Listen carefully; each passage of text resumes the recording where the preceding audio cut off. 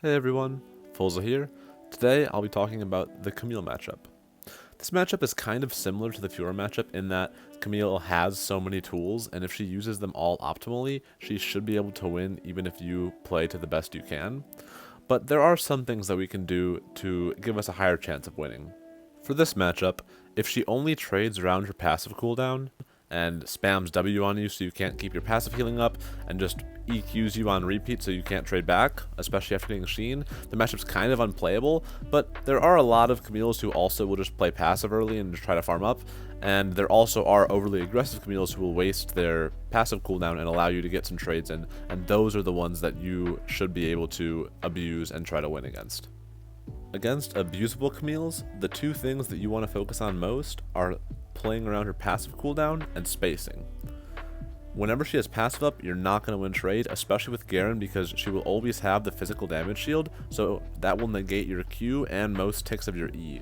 So what you want to do early game is, after you see her use her passive, take a mental note that you have 20 seconds to fight her where she won't have that shield up, because that shield is huge for making her trades be safe, and if that's down, you can get some good damage in and make the trades semi-even.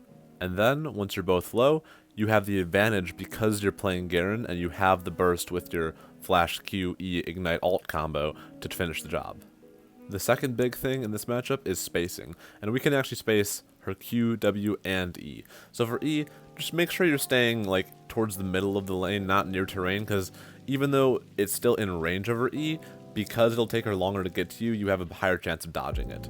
For her W, you want to either choose to run away or towards her, or you can even bait going away, and then when she commits to clicking forward, you can Q towards her, and that usually will throw her off as well. And then for Q, if she ever Qs you or a minion, you want to like immediately go for like a short little trade, maybe like a QE, and then walk away during your E, and hopefully what you can get is you can get out of her Q range before her Q2 comes up, and that usually results in a good trade. In my opinion, those are the two biggest things you can do to increase your odds of winning against Camille. Again, it's not foolproof. If she is playing optimally, you'll still lose no matter what. That's just how the Garen matchup has worked with Camille for a long time now. But I think that should increase your odds for winning, especially against those aggressive Camille's and those Camille's who play passive and like don't really use their things. And I mean, if all else fails, you can just sit in her tower, farm up, and then try to one-shot their teammates later on. Usually, it's a lot easier for your team to shut down a fed Camille rather than a fed Fiora or Kale or Tryndamere or something like that. So if you do start dying, just try to minimize losses, look to kill the other enemies, and hope that your team can shut her down. And that's just about it. Let's get to the example game. So level 1, we just walk up, try to get some E damage for first strike. I noticed she started to Q this game, so I was able to go for that. When she starts W, you just want to play passive earlier, for the first level at least. Just try not to get hit by the sweet spot. I mean, early game, especially without Q and the movement speed buff, it's pretty hard to dodge, so just do what you can. And as you can see, I'm just taking a lot of really short trades here, trying to get first strike. I'm saving my W always to mitigate her Q2, in case she ever gets one of those in. We shove it in.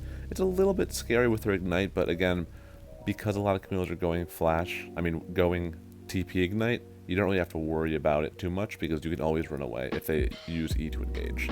Diana comes top here to let me shove, which actually, in my opinion, wasn't necessary. I think I could have shoved alone, so if anything, she just takes XP from me and puts me behind. We get back to lane here, and just continue what we're doing. The wave's pretty big here, we're going to back off, go for little short trades like that, as you can see.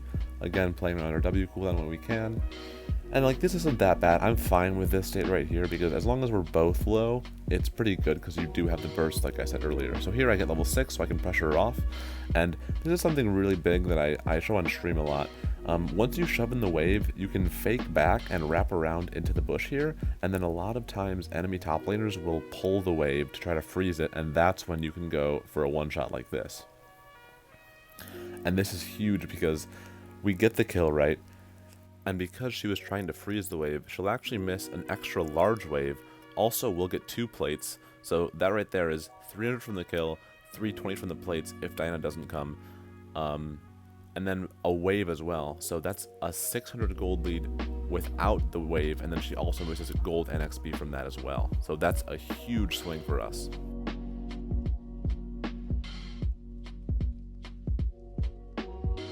So here, I notice she uses her passive at the end of that trade, and I recognize that because I have Flash, Ignite, and Ult up, right? So as soon as my Q comes off cooldown, I look and I go in and I get the one shot. So there you go, I recognized that she used her passive at the end of that trade, so I had 20 seconds where I knew that I could just go in and try to full combo her and one shot her.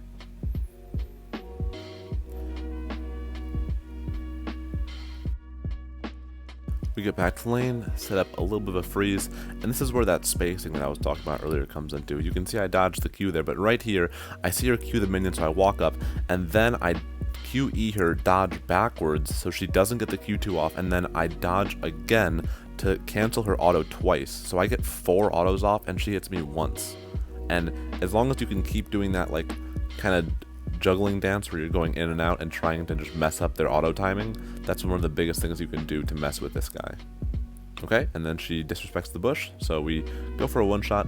We don't get it, but I mean, I say this a lot, not killing the enemy is really not that bad unless they have TP, because you still are able to push in the wave, so they miss a wave and you get plates off of it as well. So it's basically like that you killed them with how much gold that you get off of it. Here we just go back to shoving the wave again, and we're gonna wrap around to the bush here.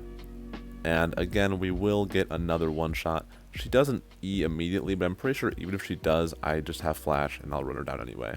And then at this point, we push, take the tower down, and that's the end of lane phase. So this was an example of how to abuse a bad Camille and one that's not really playing optimally.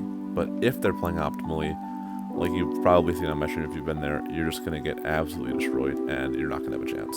So good luck in the games, guys, and I'll see you next time. Thanks. Bye.